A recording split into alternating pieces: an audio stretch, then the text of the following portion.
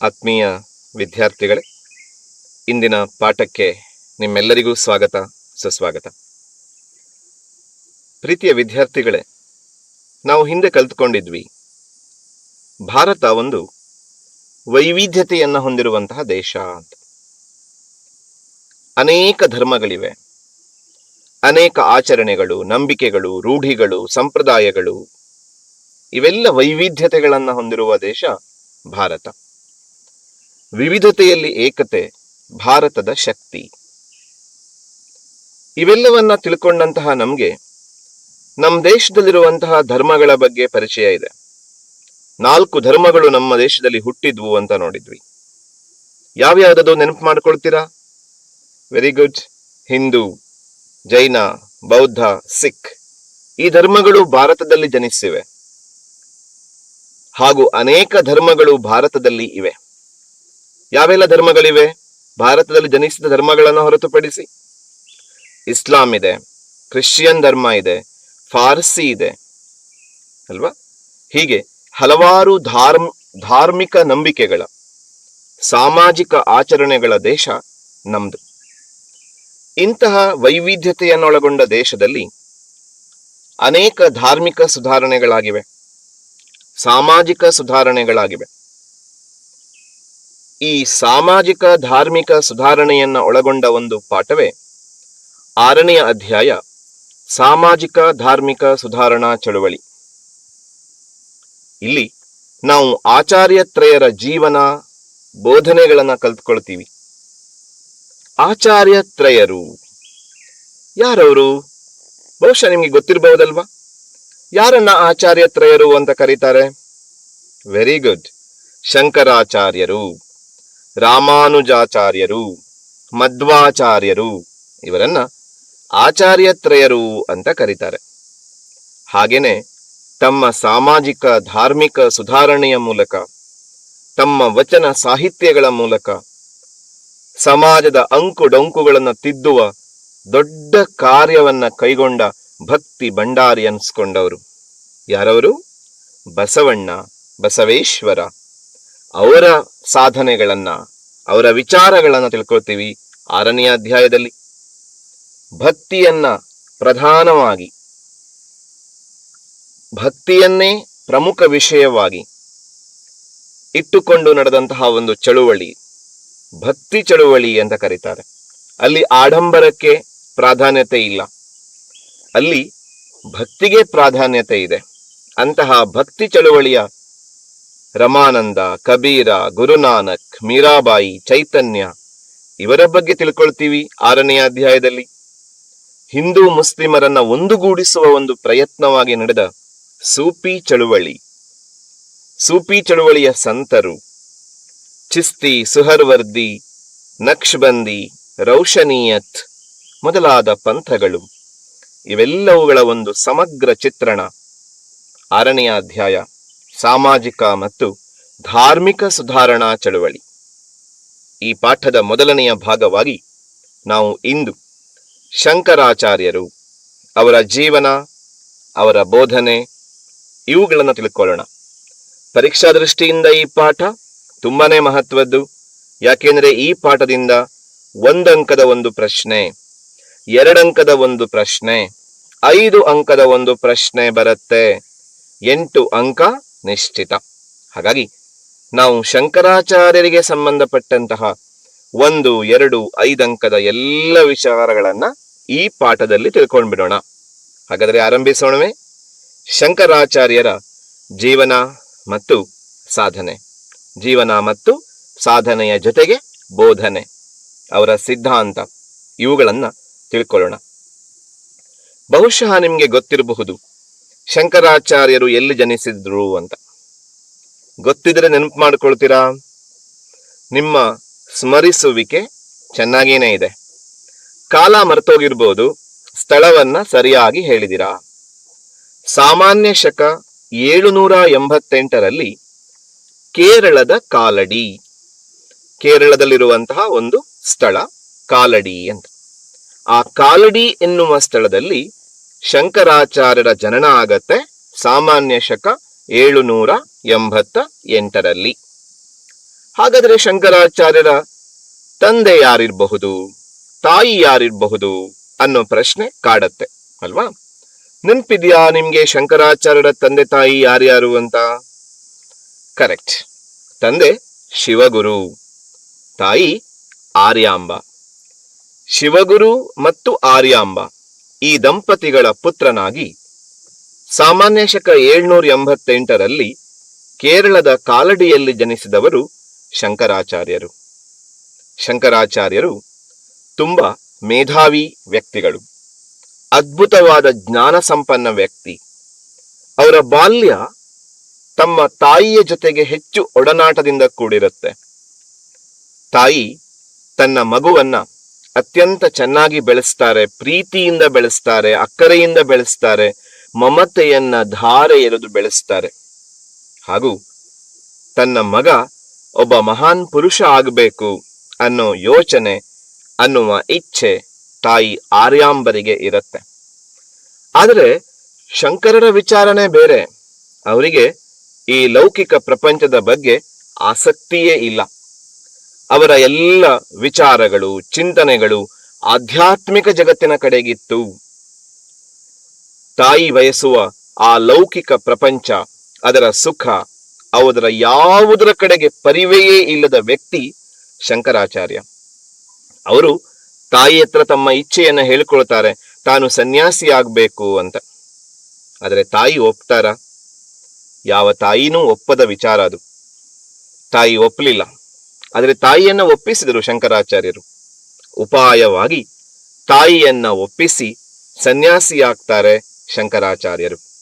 ಇದನ್ನ ನಾವು ಆರಂಭದ ಅವರ ಜೀವನದ ಪಾಠಗಳಲ್ಲಿ ಬರೀಬೇಕು. ಅಲ್ಲಿಗೆ ಶಂಕರಾಚಾರ್ಯರ ಜನನ ಸಾಮಾನ್ಯ ಶಕ 788, ಕೇರಳದ ಕಾಲಡಿ, ತಂದೆ ಶಿವಗುರು, ತಾಯಿ ಆರ್ಯಾಂಬ. ತಾಯಿಯ ಅನುಮತಿ ಪಡೆದು ಸನ್ಯಾಸವನ್ನ ಸ್ವೀಕರಿಸಿದರು. ಗುರುವನ್ನ ಅರಸಿ ಹೊರಡುತ್ತಾರೆ ಶಂಕರರು. ಗುರು ಕೂಡ ಸಿಗ್ತಾರೆ.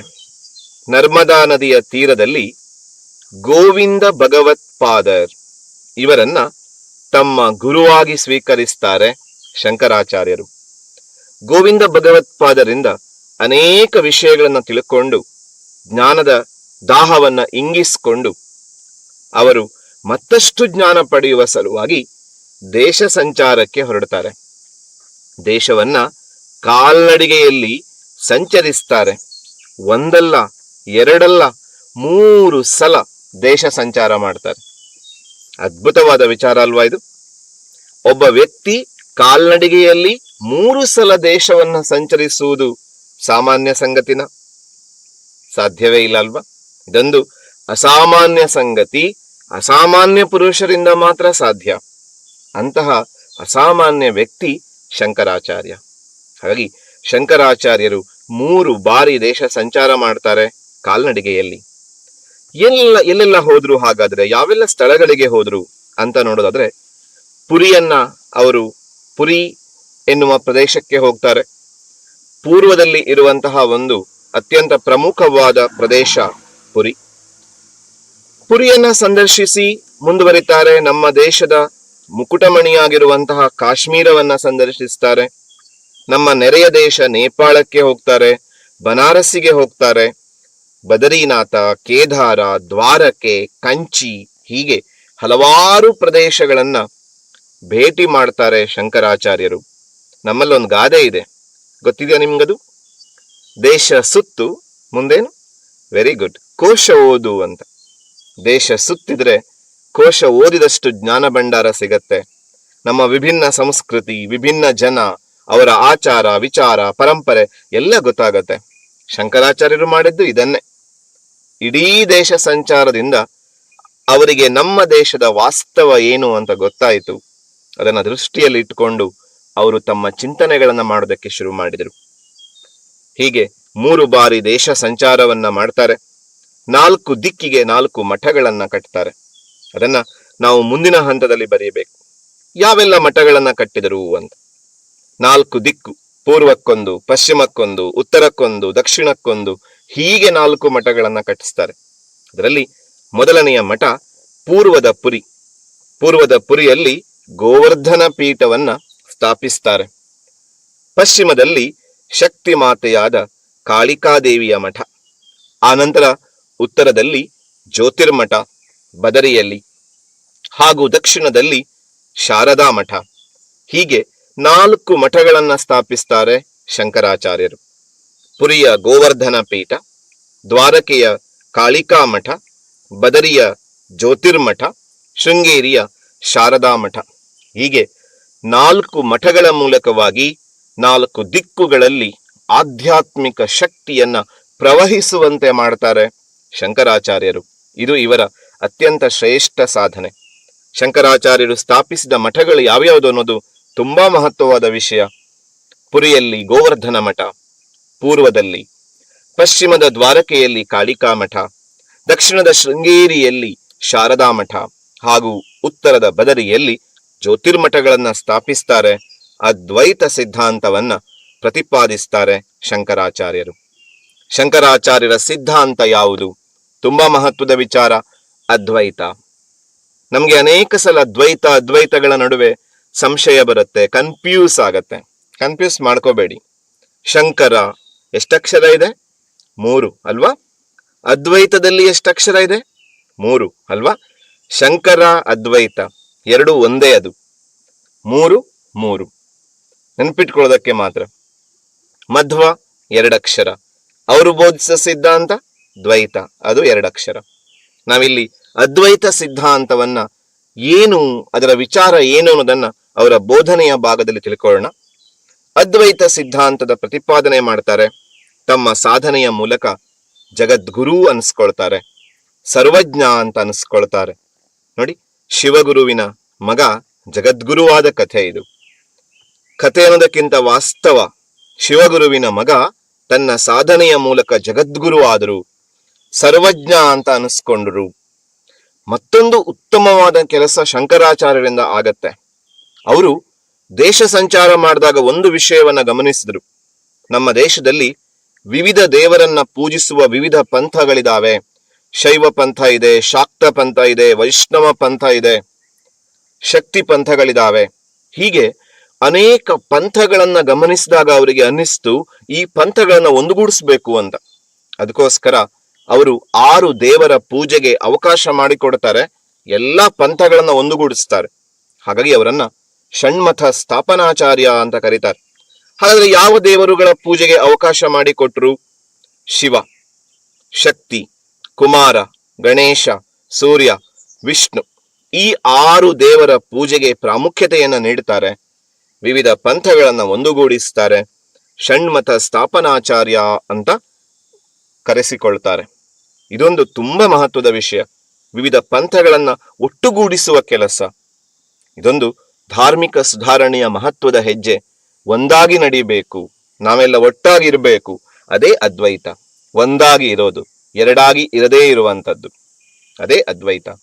ಅವರ ಸಾಧನೆಗಳಲ್ಲಿ ನಾವು ಕೂಡ ಅದ್ವೈತ ಸಿದ್ಧಾಂತವನ್ನೇ ನೋಡ್ತೀವಿ. ದೇವರುಗಳ ಹೆಸರು ನೆನಪಿಟ್ಕೊಳ್ಳೋದು ಸುಲಭ. ನೋಡಿ, ಶಿವ, ಶಿವನ ಮಡದಿ ಶಕ್ತಿ, ಪಾರ್ವತಿ ಶಕ್ತಿ ಸ್ವರೂಪಿಣಿ, ಮಕ್ಕಳು ಕುಮಾರ, ಗಣೇಶ. ಅಲ್ಲಿಗೆ ಶಿವನ ಒಂದು ಫ್ಯಾಮಿಲಿ ಅಲ್ವಾ? ಶಿವ, ಶಕ್ತಿ, ಕುಮಾರ, ಗಣೇಶ. ಬೆಳಕು ಕೊಡುವ ಸೂರ್ಯ ಹಾಗೂ ಪಾಲನೆ ಮಾಡುವ ವಿಷ್ಣು. ಈ 6 ದೇವರ ಪೂಜೆಗೆ ಅವಕಾಶ ಮಾಡಿಕೊಡ್ತಾರೆ, ವಿವಿಧ ಪಂಥಗಳನ್ನ ಒಂದುಗೂಡಿಸ್ತಾರೆ, ಷಣ್ಮಥ ಸ್ಥಾಪನಾಚಾರ್ಯ ಅಂತ ಅನಿಸ್ಕೊಳ್ತಾರೆ ಶಂಕರಾಚಾರ್ಯರು.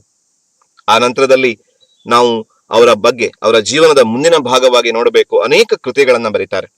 ಅದರಲ್ಲಿ ವಿವೇಕ ಚೂಡಾಮಣಿ ಬಹಳ ಮುಖ್ಯವಾದ ಕೃತಿ. 3 ಲಹರಿಗಳು, ಶಿವಾನಂದ ಲಹರಿ, ಆನಂದ ಲಹರಿ, ಸೌಂದರ್ಯ ಲಹರಿ ಹಾಗೂ ಭಜಗೋವಿಂದಂ. ಭಜಗೋವಿಂದಂ ಅಂತೂ ಮನಸ್ಸಿಗೆ ಉಲ್ಲಾಸವನ್ನ ಕೊಡುವಂತಹ ಅದ್ಭುತವಾದ ಸ್ತೋತ್ರಗಳವು. ಭಜಗೋವಿಂದಂ ನಾವು ಅಜ್ಞಾನದ ಅಂಧಕಾರದಲ್ಲಿದ್ದಾಗ ಜ್ಞಾನದ ಬೆಳಕನ್ನು ಕೊಡುವಂತಹ ಕೃತಿಯದು. ಹೀಗೆ ವಿವೇಕ ಚೂಡಾಮಣಿ, ಶಿವಾನಂದ ಲಹರಿ, ಆನಂದ ಲಹರಿ, ಸೌಂದರ್ಯ ಲಹರಿ, ಭಜಗೋವಿಂದಂನಂತಹ ಕೃತಿಗಳನ್ನ ಬರೀತಾರೆ ಶಂಕರಾಚಾರ್ಯರು. ಇದು ಇವರ ಜೀವನದ ಒಂದು ಭಾಗ. ಇಲ್ಲಿ ಅನೇಕ 1 ಅಂಕದ ಪ್ರಶ್ನೆಗಳು, 2 ಅಂಕದ ಪ್ರಶ್ನೆಗಳನ್ನ ನಾವು ಪರೀಕ್ಷೆಯಲ್ಲಿ ನಿರೀಕ್ಷಿಸಬಹುದು. ಶಂಕರಾಚಾರ್ಯರು ಎಲ್ಲಿ ಜನಿಸಿದರು? ಕೇರಳದ ಕಾಲಡಿಯಲ್ಲಿ ಜನಿಸ್ತಾರೆ. ಶಂಕರಾಚಾರ್ಯರ ತಂದೆ ತಾಯಿ ಯಾರು? ಶಿವಗುರು ಮತ್ತು ಆರ್ಯಾಂಬ. ಶಂಕರಾಚಾರ್ಯರ ಗುರುವಿನ ಹೆಸರೇನು? ಗೋವಿಂದ ಭಗವತ್ಪಾದರ್. ಶಂಕರಾಚಾರ್ಯರು 2 ಬಿರುದುಗಳನ್ನ ಪಡ್ಕೊಂಡಿದ್ರು. ಯಾವ್ಯಾವುದದು? ಸರ್ವಜ್ಞ, ಜಗದ್ಗುರು, ಷಣ್ಮತ ಸ್ಥಾಪನಾಚಾರ್ಯ. ಶಂಕರಾಚಾರ್ಯರು 4 ಮಠಗಳನ್ನ ಕಟ್ಟಿಸಿದ್ರು. ಎಲ್ಲೆಲ್ಲಿ ಆ ಮಠಗಳಿದಾವೆ? ಶೃಂಗೇರಿಯ ಶಾರದಾ ಮಠ, ಗೋವರ್ಧನ ಮಠ ಪುರಿಯಲ್ಲಿ, ಜ್ಯೋತಿರ್ಮಠ ಬದರಿಯಲ್ಲಿ, ಕಾಳಿಕಾ ಮಠ ದ್ವಾರಕೆಯಲ್ಲಿ. ಯಾಕೆ ಷಣ್ಮತ ಸ್ಥಾಪನಾಚಾರ್ಯ ಅಂತ ಕರೀತಾರೆ ಶಂಕರಾಚಾರ್ಯರಿಗೆ? 6 ದೇವರನ್ನ ಪೂಜಿಸುವುದಕ್ಕೆ ಅವಕಾಶ ಮಾಡಿಕೊಡ್ತಾರೆ. ವಿವಿಧ ಪಂಥಗಳನ್ನ ಒಂದುಗೂಡಿಸ್ತಾರೆ. ಶಿವ, ಶಕ್ತಿ, ಕುಮಾರ, ಗಣೇಶ, ಸೂರ್ಯ, ವಿಷ್ಣುವಿನ ಪೂಜೆಗೆ ಅವಕಾಶ ಮಾಡಿಕೊಡ್ತಾರೆ. ಪಂಥಗಳ ಒಂದುಗೂಡುವಿಕೆಯಿಂದ ಅವರಿಗೆ ಷಣ್ಮತ ಸ್ಥಾಪನಾಚಾರ್ಯ ಅಂತ ಕರೀತಾರೆ. ಅವರ ಕೃತಿಗಳು ಯಾವ್ಯಾವುದು? ಭಜಗೋವಿಂದಂ, ಆನಂದ ಲಹರಿ, ಶಿವಾನಂದ ಲಹರಿ, ಸೌಂದರ್ಯ ಲಹರಿ, ವಿವೇಕ ಚೂಡಾಮಣಿ. ಹೀಗೆ ಅವರ ಸಿದ್ಧಾಂತ ಯಾವುದು? ಅದ್ವೈತ ಸಿದ್ಧಾಂತ. ನಾವೀಗ ಬೋಧನೆಯ ಕಡೆಗೆ ಬರೋಣ. ಅವರ ಜೀವನದ ನಂತರ ಮುಂದಿನ ಭಾಗ ಬಹಳ ಪ್ರಮುಖವಾಗಿದ್ದು ಶಂಕರಾಚಾರ್ಯರ ಬೋಧನೆಗಳು. ಶಂಕರಾಚಾರ್ಯರ ಬೋಧನೆಯಲ್ಲಿ ಮೊದಲನೆಯ ವಿಷಯಕ್ಕೆ ಬರ್ತೀವಿ, ಅದ್ವೈತ ಸಿದ್ಧಾಂತದ ಪ್ರತಿಪಾದನೆ. ಶಂಕರಾಚಾರ್ಯರು ಅದ್ವೈತ ಸಿದ್ಧಾಂತವನ್ನ ಪ್ರತಿಪಾದಿಸ್ತಾರೆ. ಅದ್ವೈತ ಅಂದ್ರೆ ಏನು? ಎರಡಲ್ಲದ್ದು, ಒಂದೇ ಅನ್ನುವ ಅರ್ಥವನ್ನ ಅದ್ವೈತ ಸಿದ್ಧಾಂತ ಕೊಡುತ್ತೆ. ಏಕತ್ವ, ಅದ್ವೈತ ಅಂದ್ರೆ ಏಕತ್ವ. ಏನೆರಡು ಒಂದು ಅನ್ನುವ ಪ್ರಶ್ನೆ ನಮಗೆ ಬರುತ್ತೆ ಅಲ್ವಾ? ನಮ್ಮಲ್ಲಿ ಆತ್ಮ ಇದೆ, ಒಬ್ಬ ಜೀವಿಯಲ್ಲಿರುವ ಚೈತನ್ಯಮಯವಾದ ವಸ್ತು, ಚೇತನ ಶಕ್ತಿ, ಅದನ್ನ ಆತ್ಮ ಅಂತ ಕರೀತಾರೆ. ಹಾಗೇನೆ ಪರಮಾತ್ಮ, ದೇವರು ಅಂತ ಹೇಳ್ಬೋದು. ಆ ಆತ್ಮ ಪರಮಾತ್ಮಗಳೆರಡು ಒಂದೇ, ಅವು ಬೇರೆ ಬೇರೆ ಅಲ್ಲ. ಅವೆರಡು ಒಂದಾಗಿಯೇ ಇರಬೇಕು, ಒಂದಾಗ್ಬೇಕು ಅನ್ನೋ ವಿಷಯವೇ ಅದ್ವೈತ. ಆತ್ಮ ಪರಮಾತ್ಮಗಳೆರಡು ಬೇರೆ ಬೇರೆ ಅಲ್ಲ, ಅವೆರಡು ಒಂದೇ. ಈ ಸಿದ್ಧಾಂತವನ್ನ ಅದ್ವೈತ ಸಿದ್ಧಾಂತ ಅಂತ ಕರೀತಾರೆ. ಇವರು ಅದ್ವೈತ ಸಿದ್ಧಾಂತವನ್ನ ಪ್ರತಿಪಾದಿಸ್ತಾರೆ. ಅದ್ವೈತ ಅಂದ್ರೆ ಒಂದು, ಎರಡಲ್ಲದ್ದು, ಆತ್ಮ ಪರಮಾತ್ಮಗಳೆರಡು ಒಂದೇ. ಮುಂದಿನ ಅಂಶಕ್ಕೆ ಬಂದ್ರೆ ಅವರು ದೇವರನ್ನ ಬ್ರಹ್ಮ ಅಂತ ಕರೀತಾರೆ. ಹಾಗೂ ಬ್ರಹ್ಮ ಅಂತಿಮ ಸತ್ಯ ಅಂತ ಹೇಳ್ತಾರೆ. ಬ್ರಹ್ಮನೇ ಅಂತಿಮ ಸತ್ಯ, ದೇವರೇ ಅಂತಿಮ ಸತ್ಯ. ಹಾಗೂ ಬ್ರಹ್ಮ ಹೇಗಿದ್ದಾನೆ ಅದನ್ನು ಹೇಳ್ತಾರೆ. ಅವನು ನಿರ್ಗುಣ, ಗುಣಾತೀತ, ಅವನು ನಿರಾಕಾರ, ಸ್ವಯಂ ಪ್ರಕಾಶವುಳ್ಳವನು ಅಥವಾ ಸ್ವಪ್ರಕಾಶವುಳ್ಳವನು ಅಂತ. ನಿರ್ಗುಣ ಅವನು, ಗುಣಗಳಿಂದ ಹೊರತಾದವನು, ಗುಣಗಳಿಂದ ಮುಕ್ತನಾದವನು ಅಥವಾ ಗುಣಗಳಿಗೆ ಎಣೆಯಿಲ್ಲದವನು ಅನ್ನುವ ಅರ್ಥನು ಬರುತ್ತೆ. ನಿರ್ಗುಣ ಅವನು, ನಿರಾಕಾರ, ಯಾವುದೇ ನಿರ್ದಿಷ್ಟ ಆಕಾರ ಇಲ್ಲ, ಯಾವುದೇ ಆಕಾರವನ್ನು ಧರಿಸಬಲ್ಲ. ಪ್ರಕಾಶ ಅಂದ್ರೆ ಜ್ಞಾನ, ಜ್ಞಾನಕ್ಕಾಗಿ ಬೇರೆಯವರ ಬಳಿ ಹೋಗುವ ಪ್ರಶ್ನೆಯೇ ಇಲ್ಲ, ಯಾಕೆಂದ್ರೆ ಎಲ್ಲ ಜ್ಞಾನವೂ ಅವನಲ್ಲಿಯೇ ಇದೆ. ಹಾಗಾಗಿ ಅವನು ಸ್ವಪ್ರಕಾಶವುಳ್ಳವನು. ಹೀಗೆ ಬ್ರಹ್ಮನು ಅಂತಿಮ ಸತ್ಯ, ಅವನು ನಿರ್ಗುಣ, ನಿರಾಕಾರ, ಸ್ವಪ್ರಕಾಶವುಳ್ಳವನು ಅನ್ನೋದಾಗಿ ಹೇಳ್ತಾರೆ ಶಂಕರಾಚಾರ್ಯರು. ಅಲ್ಲಿಗೆ ಎರಡನೆಯ ಅಂಶ. ಮೂರನೆಯ ಅಂಶಕ್ಕೆ ಬರ್ತೀವಿ, ಮಾಯಾವಾದ ಸಿದ್ಧಾಂತ ಅಂತ. ಏನು ಮಾಯಾವಾದ ಸಿದ್ಧಾಂತ ಅಂತಂದ್ರೆ, ನಾವೇನು ಇವತ್ತು ನೋಡ್ತಿದೀವಿ ಈ ಪ್ರಪಂಚ, ಇದು ಸುಳ್ಳು, ಇದು ಭ್ರಮೆ. ಇವತ್ತಿದ್ದ ಪ್ರಪಂಚ ನಾಳೆ ಇರಲ್ಲ. ನಾವು ಗಮನಿಸ್ತಾ ಇದೀವಿ, ನಿನ್ನೆ ಇದ್ದಂತಹ ಪ್ರಪಂಚ, ಒಂದು 100 ವರ್ಷಗಳ ಹಿಂದೆ ಇದ್ದ ಪ್ರಪಂಚ ಈಗಿಲ್ಲ. ಈಗಿರುವ ಪ್ರಪಂಚ ಮುಂದೆ ಇರೋದಕ್ಕೆ ಸಾಧ್ಯ ಇಲ್ಲ ಈಗಿರುವ ರೀತಿಯಲ್ಲಿ.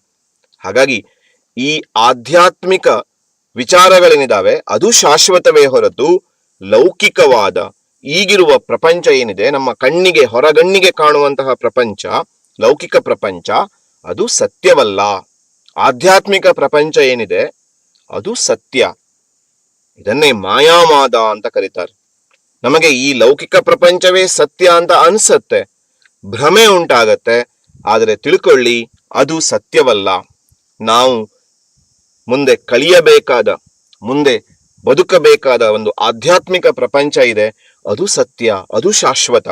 ಇದನ್ನೇ ನಾವು ಮಾಯಾವಾದ ಸಿದ್ಧಾಂತ ಅಂತ ಕರಿತೀವಿ. ಸಿಂಪಲ್ ಆಗಿ ನೆನ್ಪಿಟ್ಕೊಂಡ್ರೆ ಸಾಕು, ಲೌಕಿಕ ಪ್ರಪಂಚ ಸತ್ಯವಲ್ಲ, ಆಧ್ಯಾತ್ಮಿಕ ಪ್ರಪಂಚ ಮಾತ್ರ ಸತ್ಯ ಅಂತ. ಅದನ್ನೇ ಮಾಯಾವಾದ ಅಂತ ಕರಿತೀವಿ. ಮುಂದುವರೆದು ಹೇಳ್ತಾರೆ ಶಂಕರಾಚಾರ್ಯರು, ಅಹಂ ಬ್ರಹ್ಮಾಸ್ಮಿ, ನಾನೇ ಬ್ರಹ್ಮ ಅಂತ. ಏನಪ್ಪಾ ಇದು ನಾನೇ ಬ್ರಹ್ಮ ಅಂತಾರೆ ಅಂತ ನಿಮ್ಗೆ ಆಶ್ಚರ್ಯ ಆಗ್ಬೋದು. ನಾನೇ ಬ್ರಹ್ಮ ಅಂತಂದ್ರೆ ನನ್ನಲ್ಲಿ ಆತ್ಮನೂ ಇದ್ದಾನೆ, ನನ್ನಲ್ಲಿ ಪರಮಾತ್ಮನೂ ಇದ್ದಾನೆ. ಈ ಐಕ್ಯ ಭಾವವೇ ಅಹಂ ಬ್ರಹ್ಮಾಸ್ಮಿ, ನಾನೇ ಬ್ರಹ್ಮ ಎನ್ನುವ ಒಳ ಅರ್ಥ ಅದು. ನನ್ನಲ್ಲಿ ಒಳ್ಳೆತನ ಇದೆ, ನನ್ನಲ್ಲಿ ಅನೇಕ ಒಳ್ಳೆಯ ವಿಷಯಗಳಿದ್ದಾವೆ. ನನ್ನಲ್ಲಿರುವಂತಹ ಒಳ್ಳೆಯ ವಿಷಯಗಳೆಲ್ಲವೂ ಬ್ರಹ್ಮನೇ, ಅವೆಲ್ಲವೂ ದೈವ ಸ್ವರೂಪಿಗಳೇ. ಆದ್ರೆ ನಾವೇನ್ ಮಾಡ್ತೀವಿ, ನಮ್ಮಲ್ಲಿರುವ ಒಳ್ಳೆಯ ಅಂಶಗಳನ್ನ ನಾವು ಕಂಡುಕೊಳ್ಳೋದೇ ಇಲ್ಲ. ನಾವು ಬೇರೆಯವರಲ್ಲಿರುವಂತಹ ಒಳ್ಳೆಯ ಅಂಶಗಳ ಬಗ್ಗೆ ಯೋಚನೆ ಮಾಡ್ತೀವಿ, ಆ ಒಳ್ಳೆಯ ಅಂಶಗಳ ಬಗ್ಗೆ ಕುತೂಹಲವನ್ನ ತೋರಿಸ್ತೀವಿ. ಆದ್ರೆ ನಮ್ಮಲ್ಲಿಯೇ ಅದೆಷ್ಟೋ ಒಳ್ಳೆಯ ಅಂಶಗಳಿದಾವೆ, ಅದೆಷ್ಟೋ ಒಳ್ಳೆಯ ಚಿಂತನೆಗಳು ನಮ್ಮಲ್ಲಿದ್ದಾವೆ, ನಾವು ಅದನ್ನು ಹುಡುಕಿಕೊಳ್ಳೋದಿಲ್ಲ. ಯಾಕೆಂದ್ರೆ ನಮಗೆ ಅಜ್ಞಾನ ಇದೆ. ನಾವು ಗಮನಿಸಿ, ನಮ್ಮ ಬಗ್ಗೆ ನಾವು ಹೆಚ್ಚು ಯೋಚನೆ ಮಾಡ್ತೀವ? ನಮ್ಮ ಬಗ್ಗೆ ನಾವು ಯೋಚನೆ ಮಾಡೋದು ಕಡಿಮೆ, ಬೇರೆಯವ್ರ ಬಗ್ಗೆ ಯೋಚನೆ ಮಾಡೋದೇ ಹೆಚ್ಚು. ಒಂಚೂರು ಆಲೋಚನೆ ಮಾಡಿ ನೆನಪಿಸ್ಕೊಳ್ಳಿ, ಯಾವತ್ತಾದ್ರೂ ನಾವು ನಮ್ಮ ಬಗ್ಗೆ ಹೆಚ್ಚು ಯೋಚನೆ ಮಾಡಿದೀವ? ಇಲ್ಲ. ನೆರೆಮನೆಯವನು ಅವನು ಹಾಗಿದ್ದಾನೆ, ಪಕ್ಕದ ಮನೆಯವನು ಅವನು ಹಿಂಗಿದ್ದಾನೆ ಅಂತ ನಾವು ಯೋಚನೆ ಮಾಡ್ತೀವಿ ಹೊರತು ನಮ್ಮ ಬಗ್ಗೆ ಯೋಚನೆ ಮಾಡೋದು ಕಡಿಮೆ. ಹಾಗಾಗಿ ಶಂಕರಾಚಾರ್ಯರು ಹೇಳ್ತಾರೆ, ನಮ್ಮ ಬಗ್ಗೆ ನಾವು ಯೋಚನೆ ಮಾಡಬೇಕು, ನಮ್ಮಲ್ಲಿರುವ ಒಳ್ಳೆಯತನಗಳನ್ನ ಗುರುತಿಸಬೇಕು, ಆ ಒಳ್ಳೆಯತನಗಳಿಗೆ ಪೋಷಣೆ ಮಾಡಬೇಕು. ಅದುವೇ ಅಹಂ ಬ್ರಹ್ಮಾಸ್ಮಿ, ನಾನೇ ಬ್ರಹ್ಮ ಅನ್ನುವ ನಿಜವಾದ ಅರ್ಥ. ಹಾಗಾಗಿ 4ನೆಯ ಅಂಶವನ್ನ ನಾವು ಅಹಂ ಬ್ರಹ್ಮಾಸ್ಮಿ, ಆತ್ಮ ಪರಮಾತ್ಮಗಳೆರಡೂ ನನ್ನಲ್ಲಿಯೇ ಇದೆ. ಅಜ್ಞಾನಿ ಹೊರ ಪ್ರಪಂಚದಲ್ಲಿ ಹುಡುಕ್ತಾನೆ ಇದನ್ನ, ಜ್ಞಾನಿ ಏನು ಮಾಡ್ತಾನೆ, ತನ್ನೊಳಗೆ ಹುಡುಕ್ತಾನೆ. ಇದನ್ನೇ ಅಹಂ ಬ್ರಹ್ಮಾಸ್ಮಿ. ಹಾಗೂ ಕೊನೆಯದಾಗಿ ಶಂಕರಾಚಾರ್ಯರು ಹೇಳ್ತಾರೆ, ಮೋಕ್ಷಕ್ಕೆ ಜ್ಞಾನ ಮಾರ್ಗ ಅತ್ಯುತ್ತಮ ಅಂತ. ಪ್ರತಿಯೊಬ್ಬನ ಗುರಿ ಮೋಕ್ಷ ಆಗಿರತ್ತೆ. ಆ ಮೋಕ್ಷ ಸಾಧನೆಗೆ ನನ್ನಲ್ಲಿರುವ ಒಳ್ಳೆಯತನಗಳ ಅರಿವು ಮುಖ್ಯ. ಯಾವಾಗ ಆ ಅರಿವು ಸಾಧ್ಯ ಆಗತ್ತೆ? ಜ್ಞಾನದ ಮಾರ್ಗದಲ್ಲಿ ಮುನ್ನಡೆದಾಗ ಜ್ಞಾನ ಮಾರ್ಗ ಬೇಕು ಅಂತ. ಹೀಗೆ 5 ಪ್ರಮುಖ ಅಂಶಗಳನ್ನ ನಾವು ಅದ್ವೈತ ಸಿದ್ಧಾಂತದಲ್ಲಿ ಬರೀಬೇಕು. ತುಂಬಾ ಸರಳವಾಗಿ ನೀವು ಬರೆದರೆ ಸಾಕು. ಅದ್ವೈತ ಸಿದ್ಧಾಂತದ ಪ್ರತಿಪಾದನೆ, ಅದ್ವೈತ ಅಂದ್ರೆ ಎರಡಲ್ಲದ್ದು, ಒಂದೇ, ಏಕತ್ವ, ಆತ್ಮ ಪರಮಾತ್ಮಗಳು ಎರಡೂ ಒಂದೇ ಅಂತ. 2ನೇದು ಬ್ರಹ್ಮನೇ ಅಂತಿಮ ಸತ್ಯ, ಅವನು ನಿರ್ಗುಣ, ನಿರಾಕಾರ, ಸ್ವಪ್ರಕಾಶವುಳ್ಳವನು. 3ನೆಯ ಪಾಯಿಂಟ್ಸ್ ಅಲ್ಲಿ ಬರೀತೀರಿ ಮಾಯಾವಾದ ಸಿದ್ಧಾಂತ. ಮಾಯಾವಾದ ಅಂತಂದ್ರೆ ಆಧ್ಯಾತ್ಮಿಕ ಪ್ರಪಂಚ ಸತ್ಯ, ಲೌಕಿಕ ಪ್ರಪಂಚ ಮಿಥ್ಯ.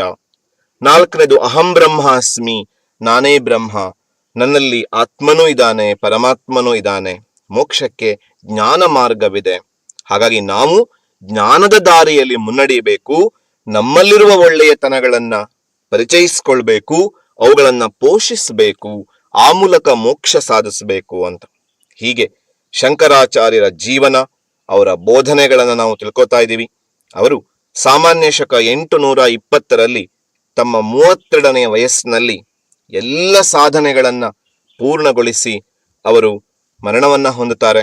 ಹಾಗೂ ಈ ಜಗತ್ತಿಗೆ ಒಂದು ಅದ್ಭುತವಾದ ಸತ್ಯವನ್ನ ಹೇಳ್ತಾರೆ, ನಮ್ಮಲ್ಲಿಯೇ ಪರಮಾತ್ಮನೂ ಇದ್ದಾನೆ, ಆತ್ಮನೂ ಇದ್ದಾನೆ, ಅದನ್ನ ಸಂಶೋಧನೆ ಮಾಡಿಕೊಳ್ಳುವ ಪ್ರವೃತ್ತಿ ಬೆಳಿಬೇಕು ಅಂತ. 3 ಸಲ ಕಾಲ್ನಡಿಗೆಯಲ್ಲಿ ದೇಶ ಸಂಚರಿಸ್ತಾರೆ, ಅಸಾಧ್ಯವಾದದ್ದು ಯಾವುದೂ ಇಲ್ಲ ಅನ್ನೋದನ್ನ ಸಾರಿ ಸಾರಿ ಹೇಳ್ತಾರೆ. ವಿವಿಧ ಪಂಥಗಳನ್ನ ಒಂದುಗೂಡಿಸ್ತಾರೆ, ಐಕ್ಯತೆಯನ್ನ ಬೋಧಿಸ್ತಾರೆ, ಒಂದಾಗಿರಿ, ಎರಡಾಗೋದು ಬೇಡ ಅಂತ. ಅದ್ವೈತ ಸಿದ್ಧಾಂತದ ಯತಿಗಳಾಗಿ, ಅದರ ಪ್ರತಿಪಾದಕರಾಗಿ ಶಂಕರಾಚಾರ್ಯರ ಜೀವನ ಸಾಧನೆ, 4 ದಿಕ್ಕುಗಳಲ್ಲಿ ಕಟ್ಟಿದ 4 ಮಠಗಳು, ಅವರ ಆನಂದ ಲಹರಿ, ಸೌಂದರ್ಯ ಲಹರಿ, ಶಿವಾನಂದ ಲಹರಿ ಅಂತಹ ಕೃತಿಗಳು, ಹೀಗೆ ಅನೇಕ ವಿಚಾರಗಳನ್ನ ಶಂಕರಾಚಾರ್ಯರ ಬಗ್ಗೆ ತಿಳ್ಕೊಂಡಿದ್ದೀವಿ. ಪರೀಕ್ಷೆಯಲ್ಲಿ ಈ ಎಲ್ಲ ವಿಚಾರಗಳು ನಿಮ್ಮ ನೆನಪಿಗೆ ಬರಲಿ. ಇದನ್ನ ಹಲವಾರು ಸಲ ಕೇಳಿ ಮನನ ಮಾಡಿಕೊಳ್ಳಿ. ಯಾಕೆಂದ್ರೆ ಈ ಪಾಠದಿಂದ 1 ಅಂಕದ ಪ್ರಶ್ನೆ ನಿಶ್ಚಿತವಾಗಿ ಬರುತ್ತೆ. ನೀವು ಶಂಕರಾಚಾರ್ಯರ ಬಗ್ಗೆ ಪ್ರಶ್ನೆ ಬಂದಾಗ ಇದನ್ನ ಸಮರ್ಪಕವಾಗಿ ಬರೆದರೆ ಈ ಪಾಠ ಸಾರ್ಥಕ. ಧನ್ಯವಾದಗಳು. ಅಭ್ಯಾಸ ಮಾಡ್ತಾ ಇರಿ, ಪರೀಕ್ಷೆ ನಿಶ್ಚಿತವಾಗಿ ನಡೆಯುತ್ತೆ. ಪರೀಕ್ಷೆಯ ಕಡೆಗೆ ಮಾತ್ರ ಗಮನ ಇರಲಿ, ನಿರಂತರ ಅಭ್ಯಾಸ ಇರಲಿ, ಆರೋಗ್ಯದ ಬಗ್ಗೆ ಕಾಳಜಿನೂ ಇರಲಿ. Take care. Thank you.